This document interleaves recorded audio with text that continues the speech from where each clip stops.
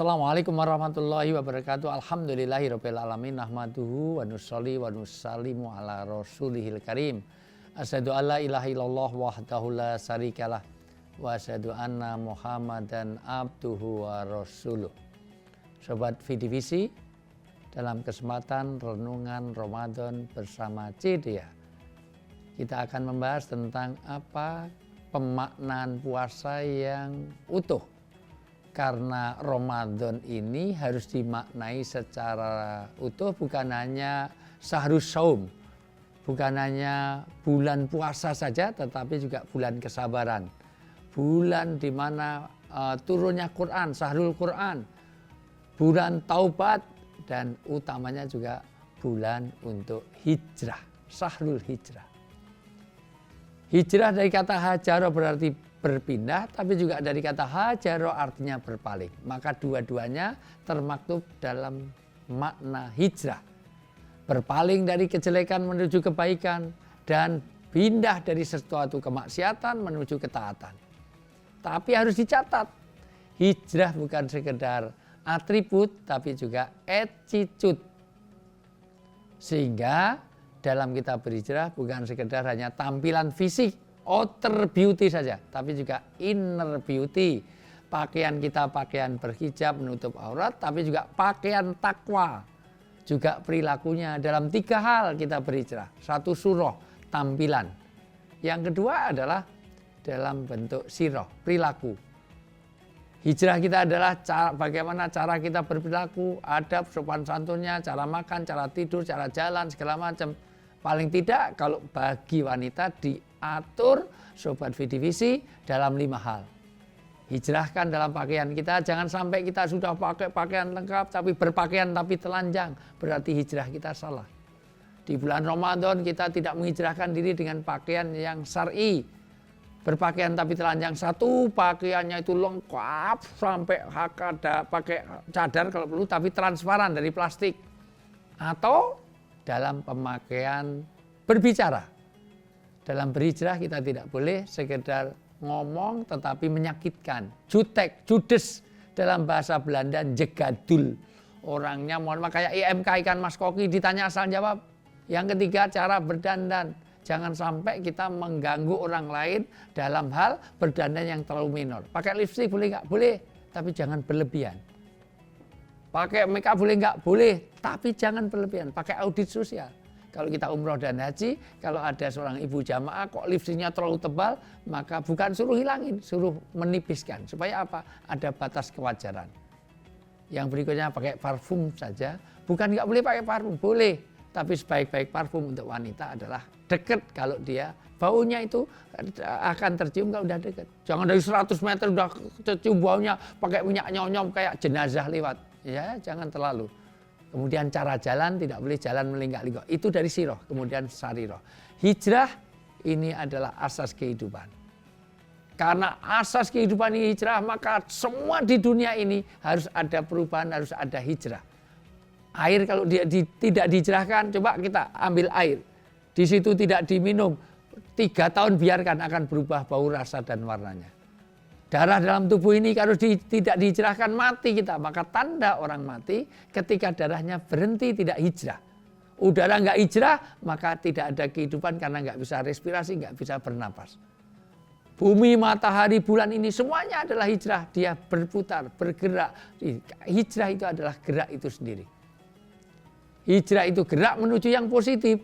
Karena kalau menuju yang negatif itu bukan hijrah. Latar kabunna tobakan non tobak. Sungguh kalian harus meningkat setingkat demi setingkat. Kata New Kid on the Block, step by step. Step by step. Artinya apa? Bagaimana kita harus meningkat lebih baik lebih. Maka Sobat VDVC ke depan harus lebih baik, lebih baik, lebih baik. Ikan hiu itu akan mati dalam buku sarkonomik. Disebutkan ikan hiu akan mati kalau dia berhenti untuk bergerak. Maka hiu akan jadi sehat ketika dia gerak terus. Kalau enggak gerak dia akan terdampar, alamat dia dekat dengan kematiannya. Kupu-kupu itu semuanya dari hijrah. Dari mulai ulat menjadi telur-telur, menjadi pompong-pompong, jadi kupu-kupu, itu semuanya adalah hijrah. Metamorfose itu ada hijrah. Maka yang tadinya menjijikkan, rakus, maka puasa adalah kepompongisasi. Ketika dia jadi ulat yang menjijikkan, yang membuat gatal, yang orang tidak suka, rakus semua, daun hijau dimakan semua. Tapi dengan dia kepompong, dia tidak makan, tidak minum, dia berpuasa, maka nanti keluar jadi kupu-kupu yang memberi keindahan. Sangat indah, siapapun akan melihat kupu-kupu indah, walaupun dulu dari ulat yang menjijikkan. Maka puasa harus menghijrahkan kita dari semua kejelekan menuju kebaikan. Sampai-sampai Imam Nawawi dalam kitab Riyadhus Shalihin menulis tentang pentingnya hijrah itu untuk menyebutkan niat. Salah niat dalam hijrah itu juga nanti. Kenapa niat dikaitkan dengan hijrah? Karena hijrah itu asas kehidupan. Maka di dalam surat At-Taubah ayat 120, 121, 122 betapa Allah menjanjikan 8 hal keuntungan dan fadilah yang akan diterima orang yang mau beriman, sungguh-sungguh dalam beragama, termasuk di dalam berpuasa ini nanti akan menghasilkan 8 hal. 1, dia a'dhamu darajah. Dia akan ditinggikan derajatnya di sisi Allah.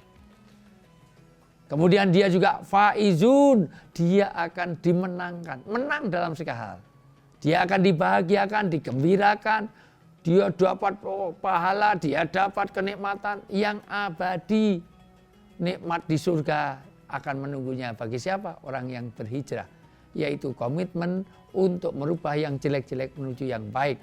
Komitmen untuk meninggalkan semua kemaksiatan menuju ketaatan. Maka belajar hijrah ini di saat Ramadan ketika ada orang ngajak marah, ngajak bertengkar. Afan, ini so'imun. Maaf, saya sedang berpuasa. Maka ini dikondisikan ketika orang mau berpuasa, puasa-puasa kok menipu. Seolah-olah kalau mau menipu nunggu setelah puasa. Padahal bukan begitu.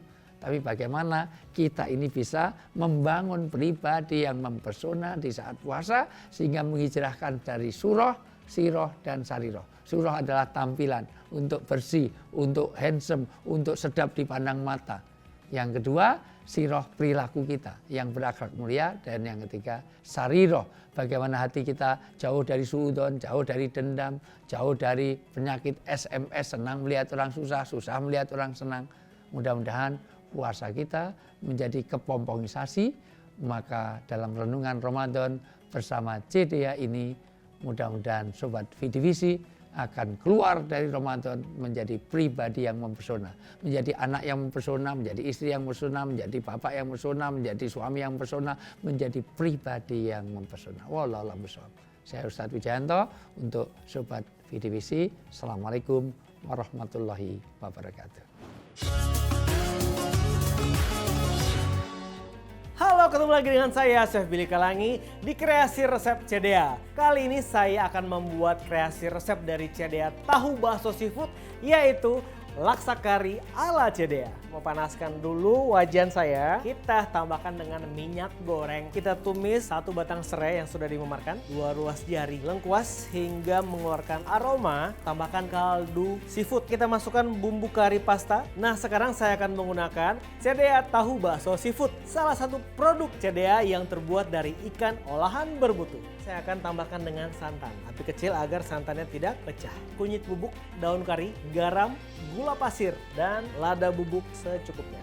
Aduk kembali, aduk rata. Dan ini dia, laksa kari ala CDA. Selamat mencoba. CDA, ikan olahan bermutu.